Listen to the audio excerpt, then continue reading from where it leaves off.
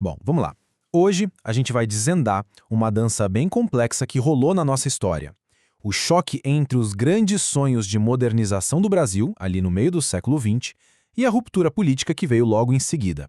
E para isso, vamos mergulhar num material de estudo histórico super completo que mapeia exatamente como todo esse cenário se desenhou.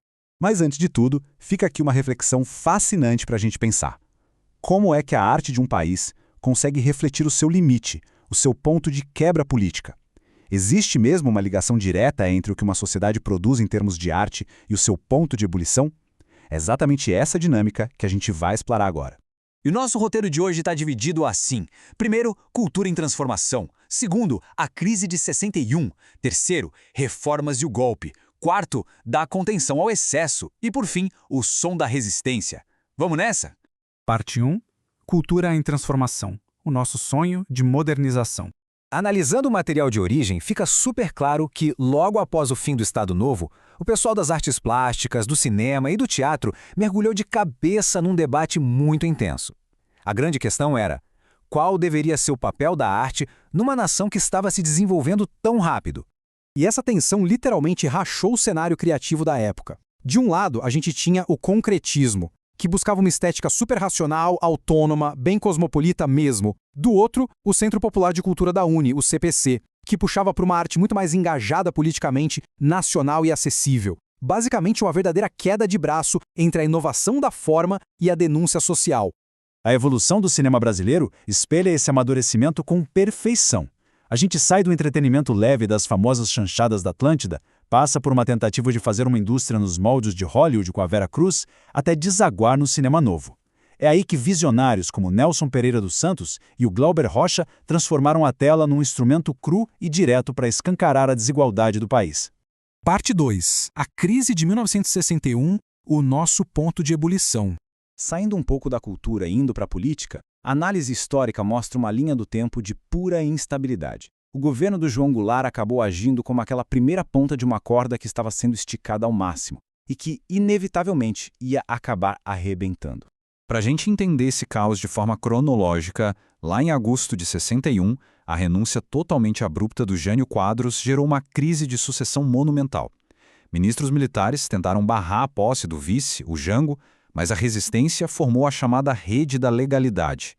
Uma guerra civil só foi evitada por muito pouco, graças a um improviso parlamentarista que acabou durando só até o plebiscito de 63. Parte 3. Reformas e o golpe, quando o pêndulo balança. Com os poderes presidenciais restaurados, uma pressão imensa começou a esmagar o país a partir de dois polos. De um lado, movimentos populares de esquerda exigiam mudanças estruturais enormes através das reformas de Pazzi. Em total oposição e com medo de uma subversão radical, facções conservadoras de direita se organizaram rapidamente, mobilizando os setores militares e a classe média. Um choque inevitável. As palavras exatas do histórico discurso do Jango na Central do Brasil mostram bem essa fricção. Para ele, pagar à vista e em dinheiro por terras improdutivas tornava a reforma agrária impraticável. Ele chamou isso abertamente de um mero negócio agrário, defendendo que uma democracia de verdade precisava de reformas sociais profundas. Só que esse comício gigante agiu como um catalisador absoluto. Em vez de trazer qualquer tipo de estabilidade, ele ativou na mesma hora uma contramobilização extremamente feroz. E as coisas aceleraram de um jeito impressionante. Em questão de dias, a oposição colocou 500.000 de pessoas nas ruas de São Paulo. Logo em seguida, tropas militares avançaram a partir de Minas Gerais. Tudo isso culminou na ruptura total da ordem democrática em abril, com o Jango partindo para o exílio. O pêndulo tinha balançado de forma definitiva para o autoritarismo. Parte 4. Da contenção ao excesso, o reflexo na cultura. Voltando para o campo cultural, é incrível ver como a arte reagiu a essa ruptura. A grande metáfora da época se resume a duas figuras. O Brasil tentou ser o engenheiro meticuloso, com tudo planejadinho e contido. Só que a realidade política forçou o país a virar o bricoleiro, que é aquele improvisador que mistura materiais caóticos e de todo tipo para conseguir sobreviver. Na música, essa transição é nítida. O otimismo racional ali do comecinho da bossa nova, com a voz baixinha e contida do João Gilberto, era a fase do engenheiro. Mas aí a ruptura política exigiu o bricoler. A Tropicália, com toda aquela realidade ruidosa, fragmentada, os excessos, as guitarras elétricas e a teatralidade do Caetano Veloso e do Gilberto Gil. Mergulhando na análise do período, a gente percebe que a Tropicália capturou o fim da década de 60 com perfeição. Era um mundo onde a confiança naquela modernização limpa e racional tinha sido estilhaçada, exigindo uma arte que abraçasse de vez o choque e as contradições. E chegamos à parte 5, o som da resistência, a música como documento histórico.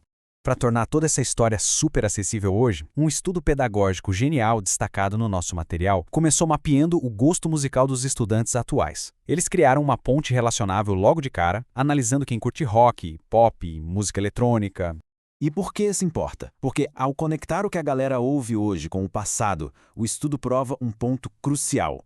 A música não é, de jeito nenhum, só entretenimento. Ela é uma fonte primária muito dinâmica para a gente entender como era viver debaixo de uma censura tão pesada. Quando a gente categoriza a paisagem sonora da ditadura, aparece um contraste brutal. De um lado, a gente tem os hinos ufanistas patrocinados pelo Estado tentando exaltar a nação e mascarar os problemas sociais. Do outro, as canções de protesto e resistência, apinhadas de metáforas espertas, dando um jeito de contornar a censura e denunciar a violência.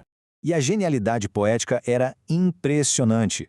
Olha só o exemplo da substituição da palavra cálice pelo verbo cálice, na famosa música do Chico Buarque com Gilberto Gil. É incrível. No momento em que o discurso político tradicional estava totalmente amordaçado, a cultura em si virou a forma mais alta e resiliente de ação política. E para fechar essa nossa jornada, fica uma reflexão para levar para a vida.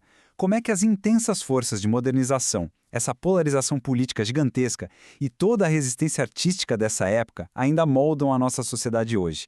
De que forma os ecos desse pêndulo histórico continuam balançando no nosso presente? A história que a gente acabou de investigar não ficou presa no passado. No fundo, ela ainda é a história que nos forma,